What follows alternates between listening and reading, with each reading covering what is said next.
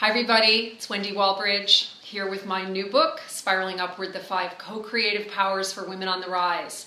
And today I want to talk about a little bit about why this book is important right now. You know, power as we know it was really defined by men in terms of, if you think about women in the public eye, we really have been excluded from political, public, business conversations up until just the last few hundred years, if that.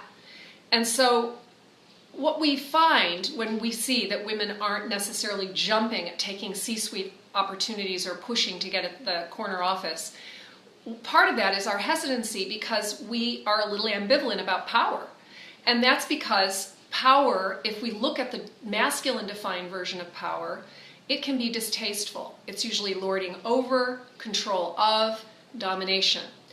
But we're moving into a whole new paradigm where power has to do with your expression of vibrancy of who you are.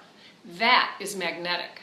And what's cool about my book is that I've really broken it down because, you know, feminine, masculine can be two terms that we hear a lot about, but like, what is it? And am I more of one and more of other? I think we're on a spectrum between, but it's not gender. It's an energetic quality that we each have potential of, but they're not usually either of them fully expressed in a healthy way.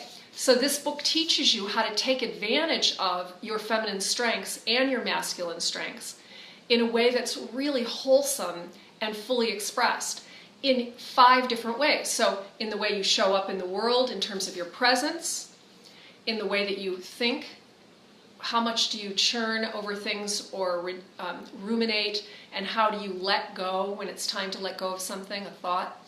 Feelings, how do you manage those emotions and have emotional agility? Because if you don't, your emotions can seem like the truth when they're really just the doorway to the truth. And then speech, the 4th co-creative power.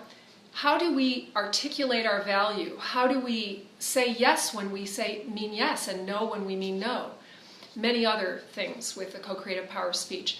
And then lastly, the co-creative power of action, which is when we choose to take action, are we centering into what is the next right thing for us? Or are we choosing it because we think someone else would think it was cool? Are we choosing it because we're afraid of what would happen if we don't? We want to get really clean about what we are choosing and coming from the truth of who we are.